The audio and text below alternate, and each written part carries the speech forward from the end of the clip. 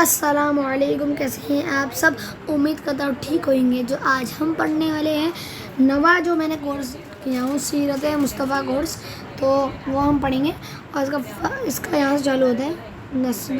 تو سیرت مصطفیٰ کورس میں نا حضور کا نسب مبارک پڑھیں گے، اور سب ان کے پردادا دادا جتنے بھی ہیں ان کے اوپر کے، اور ان کی والدہ کے پردادا، ان کے ابا، اور سب کے نام وام، اور ان لوگ اسلام کیسا پوچھا، سب ہم اس کورس میں پڑھیں گے۔ میں نے چالو کیا ہوں، اور میں یہ کورس آپ کو بھی دکھاؤں گا۔ تو چلیے اسٹارٹ کر دیں۔ اگر ہمارے چینل بن رہے ہو تو ہمارے چینل پر بیل آئیکن کا بٹن دبا دو تاکہ ہمارے نئے ورڈز اب تک پہنچ سکو۔ چلیے اسٹارٹ کر دیں۔ تو پہلا باب ہے خاندانی حالات، نسب نامہ۔ حضور اقدس صلی اللہ علیہ وسلم کا نسب شریف والد ماجدہ کی طرف سے یہ ہے: حضرت محمد صلی اللہ علیہ وسلم بن عبداللہ بن عبد المطلب بن ہاشم بن عبد مناف بن قصی بن کلاب بن مرہ بن کعب بن لوی بن غالب بن فہر بن مالک بن نضر بن کنانہ بن خزیمہ بن مدرکہ بن الیاس بن مضر بن نزار بن معد بن عدنان۔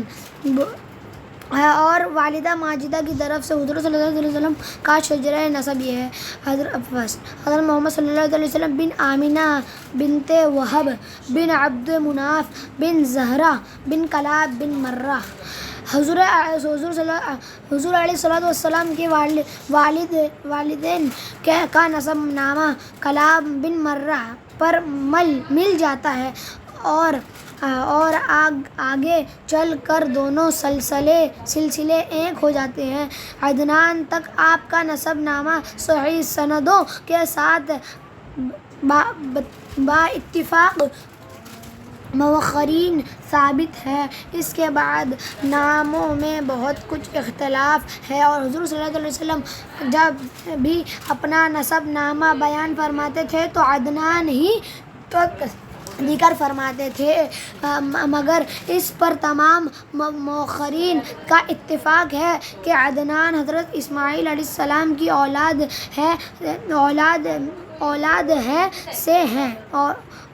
ہی سے ہیں، اور حضرت اسماعیل علیہ السلام حضرت ابراہیم خلیل اللہ علیہ السلام کے فرزند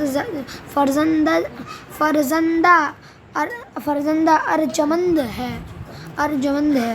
خاندانی شرافت: حضور اکرم صلی اللہ علیہ وسلم کا خاندان و نسب نجابت و شرافت میں تمام دنیا کا خاندانوں سے اشرف و اعلیٰ ہے، اور یہ حقیقت ہے کہ آپ صلی اللہ علیہ وسلم کے بدترین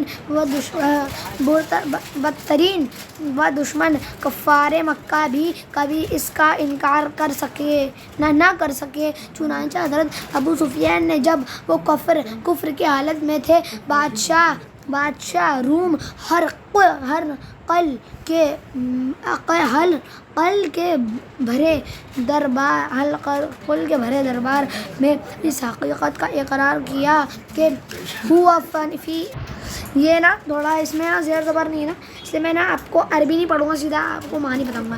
یعنی نبی صلی اللہ علیہ وسلم عالی خاندان ہیں، حالانہ کہ اس وقت وہ آپ صلی اللہ علیہ وسلم کے بدترین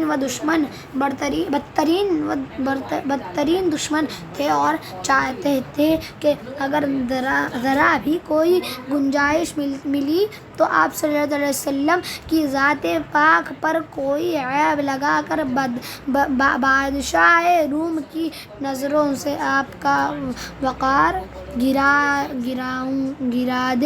گرا دوں۔ مسلم شریف کی روایت ہے کہ اللہ تعالیٰ نے حضرت اسماعیل علیہ السلام کی اولاد میں سے کنانہ کو برگزید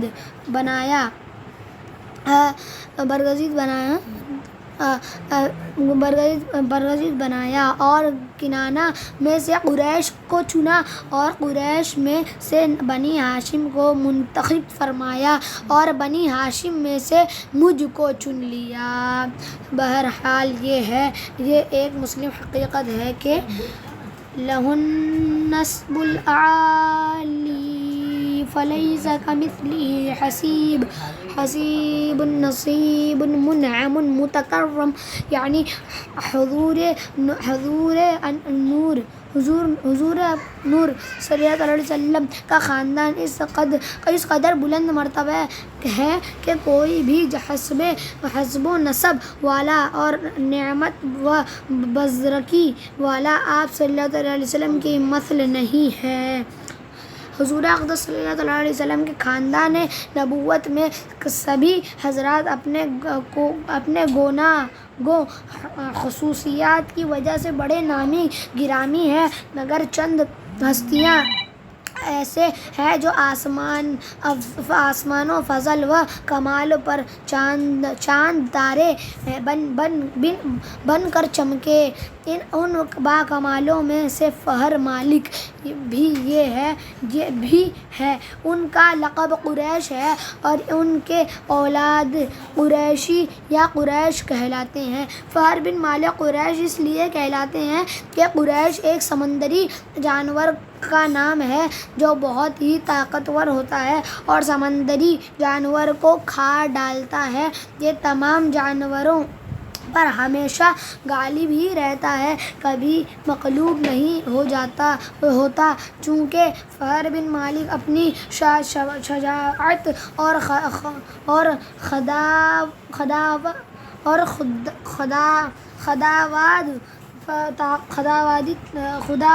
خداوادی طاقت کو بنا پر تمام قبائل عرب پر غالب تھے، اس لیے تمام اہل عرب ان کو قریش کے لقب سے پکارنے لگے۔ چنانچہ اس بارے میں شمرخ بن عمرو وحیدی کا شعر بہت مشہور ہے کہ قریش ہی التی تسکن البحر بها سمیت قریشا، یعنی قریش ایک جانور ہے جو سمندر میں رہتا ہے، اس کے نام پر قبیلہ قریش کا نام قریش رکھ دیا گیا۔ حضور صلی اللہ علیہ وسلم کے ماں باپ دونوں کا سلسلہ نسب فخر بن مالک سے ملتا ہے، اس کے لیے حضور اکرم صلی اللہ علیہ وسلم ماں باپ دونوں کی طرف سے قریشی ہیں۔ ہاشم، حضور صلی اللہ علیہ وسلم کے پردادا ہاشم بڑے شان و شوکت کے مالک تھے۔ ان کا اصلی نام عمرو تھا۔ انتہائی بہادر، بے حد سخی اور اعلیٰ درجے کے مہمان نواز تھے۔ ایک سال عرب میں بہت سخت قحط پڑ گیا اور لوگ دانے کو محتاج ہو گئے، تو یہ ملک شام سے خشک روٹیاں خرید کر حج کے دونوں میں مکہ پہنچے اور روٹیوں کا چورا کرنے لگے، کر کے اونٹ کے گوشت کا شوربے میں سرید بنا کر تمام حاجیوں کو خوب پیٹ بھر کر کھلایا۔ اس دن سے لوگ ان کو ہاشم روٹیوں کا چورا کرنے والا کہنے لگے۔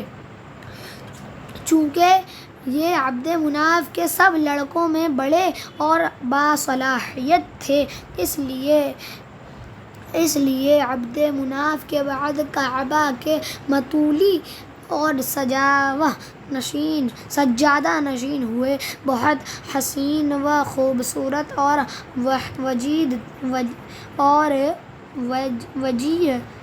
وجیح تھے۔ جب سن شعور کو پہنچے تو ان کی شادی مدینہ میں قبیلہ خزرج کے ایک سردار عمرو کی صاحبزادی سے ہوئی، جن کا نام سلمیٰ تھا، اور ان کے صاحبزادے عبد المطلب مدینہ ہی میں پیدا ہوئے۔ چونکہ ہاشم 25 سال کی عمر پا کر ملک شام کے راستے میں بمقام غزہ انتقال کر گئے. اس لیے عبد المطلب مدینہ ہی میں اپنے نانا کے گھر پلے بڑھے اور جب 7 یا 8 سال کے ہو گئے تو مکہ آ کر اپنے خاندان والوں کے